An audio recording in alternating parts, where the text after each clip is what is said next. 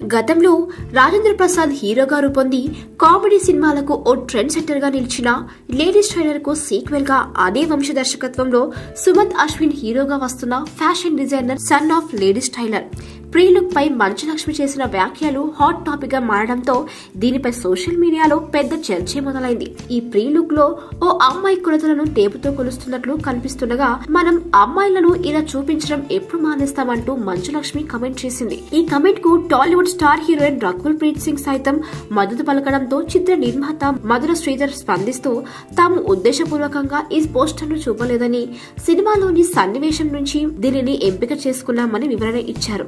ఇక్కడితో మంచు లక్ష్మి మధుర శ్రీనివాస సంభాషణకు తెరపడింది.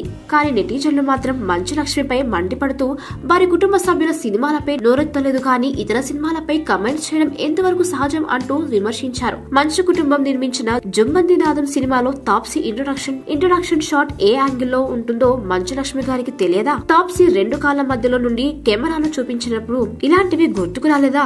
అలాగే మంచు లక్ష్మి స్వయంగా నటించిన గుండెల్లో గోదావరి సినిమాలో అదే తాప్సీతో బోల్డ్ సీన్లను చేయించినప్పుడు గుర్తుకు రాలేదా అంటూ నెటిజన్లు ఓ రేంజ్ లో ప్రశ్నల వర్షం కురిపిస్తున్నారు. తాప్సీ ఎక్స్పోజింగ్ పై మాట్లాడని మంచు లక్ష్మి ఈ పోస్టర్ ను ఎలా తప్పుపడతారని అడుగుతున్నారు. మరిన్ని ఇంట్రెస్టింగ్ న్యూస్ మరియు గాసిప్స్ కోసం వెంటనే ఫిల్మీస్కోప్ ఛానల్ కి సబ్స్క్రైబ్ అవ్వండి.